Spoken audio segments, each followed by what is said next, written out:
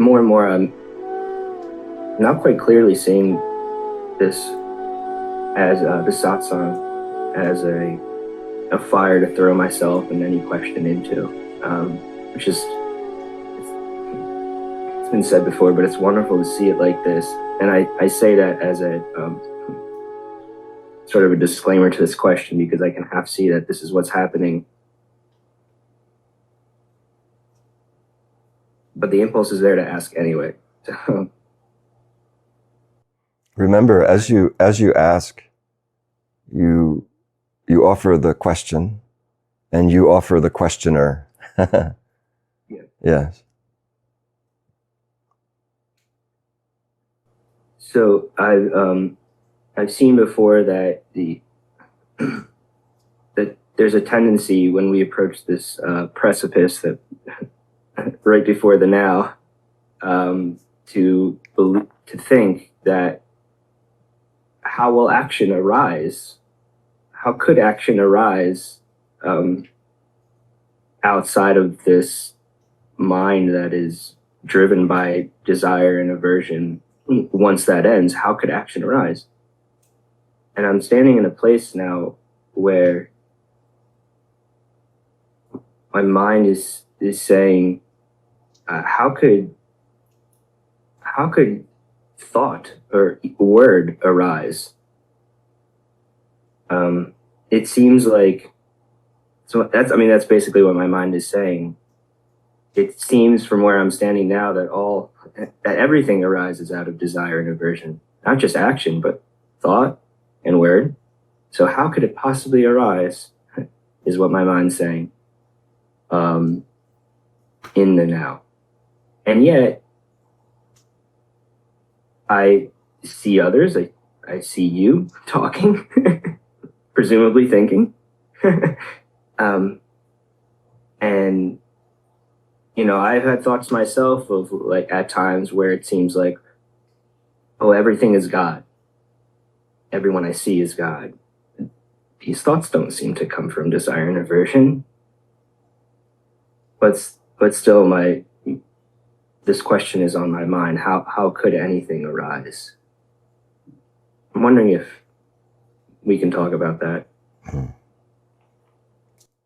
Very good.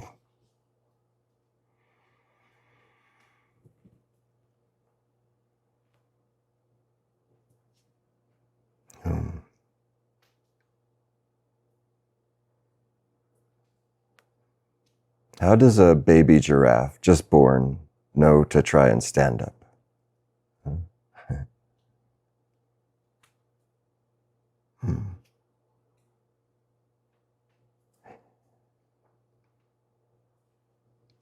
You, even from this place of looking, are aware that things happen of their own accord. Happening happens. Isn't it true? You can look to nature. How does the flower know to close its petals when the sun goes down and open them when the sun comes out?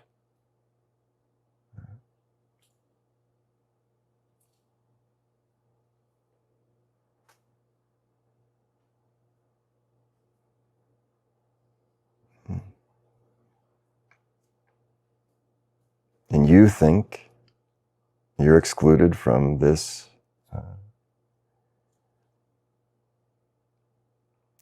But Andrew's right, there is this sense when you come up into that intersection to ego or not to ego.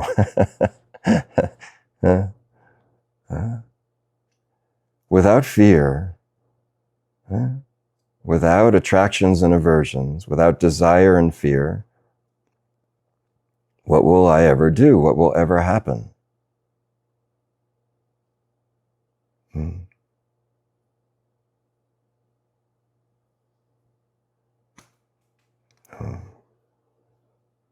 Find out. Find out. And you'll also see that the attractions and aversions, the desires and the fears, they become subtler and subtler. And as they slowly dissolve, you will become more and more joyous. Life will become easier and easier. You will come to know the heaven that has always existed in your heart. And it will continue to reveal. It will reveal more and more beauty, and it will also reveal to you the remaining occlusions to even more beauty. So,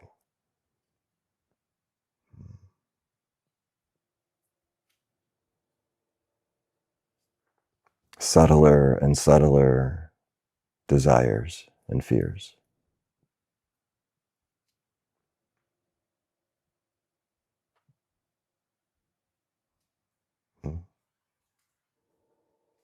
And then when all the desires are seen and gently dismissed as distraction,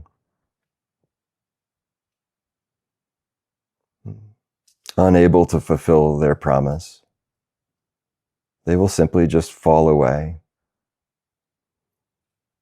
And then what will be revealed is the desire of all desires, the want of wants, which is not different than the flower turning to the sun.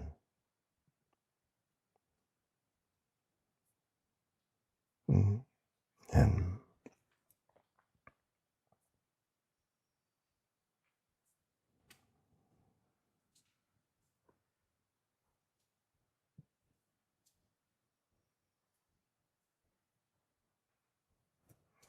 fear and desire are the animating forces of the egoic identity. Trans-egoic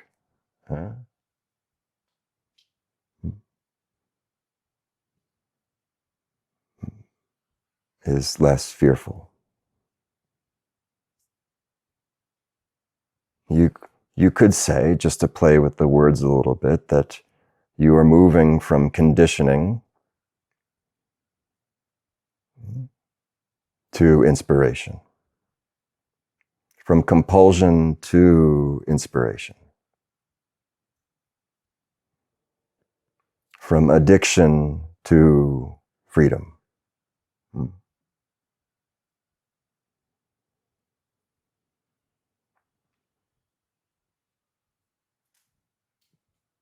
And ultimately, the you that wonders, what will I do?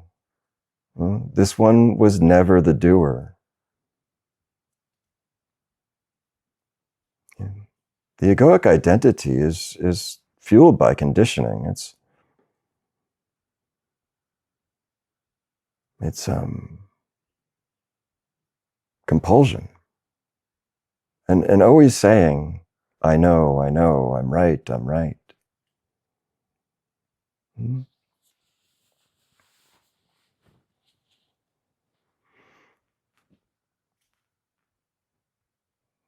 The egoic identity is in a state of hypnosis, of past, of program.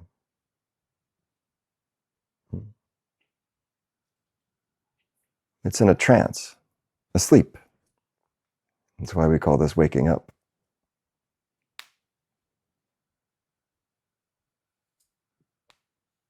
It's not a problem, actually. Other than to the one who suffers, this one also is in that state of dream.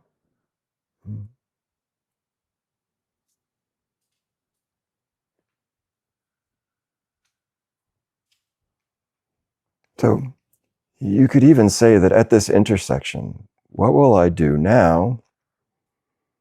What will animate me?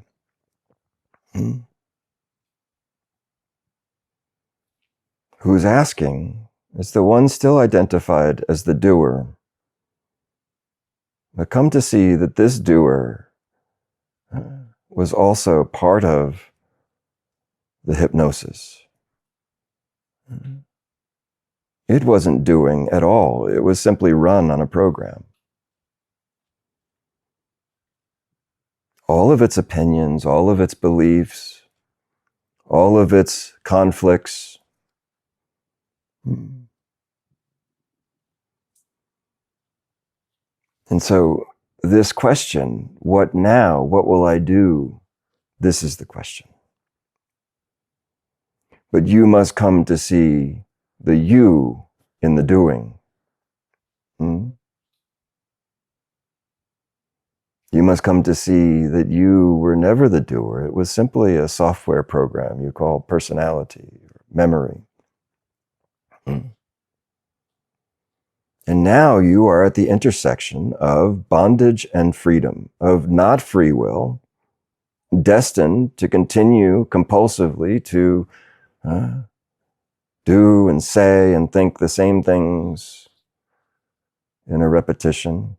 Still in a perfection, just as Kieran pointed out to us before. But now you're coming to this place.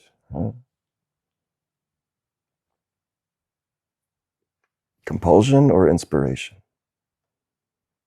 So, okay. So this question also is coming from the one who is confused about its identity. So you offer that up and then you move into the space before the one who asked the question. In this one, you just simply watch and see. If you're wondering what you will do next, sit still and keep quiet and wait. Probably first you'll move to the refrigerator. It's okay. It's okay. It's okay to nod also and inquire into, what is this hunger? Huh? Also, this one will also, there will be tremendous peace. Huh? And this peace and this joy, soon becomes boredom. The mind, the ego-identified mind, it likes the dramas, the stories, the distractions, loves it, very uncomfortable without it. So, this is the field of hunger and boredom. Enter with courage.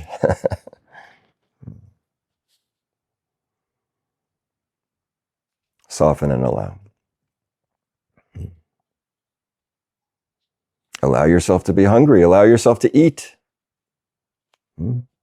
I think in this phase, watching very closely, when hungry, eat. When tired, sleep.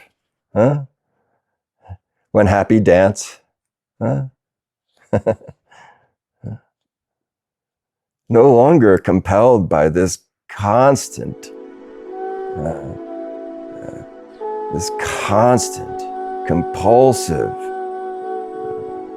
pattern of self-improvement. See, can you just be as you are?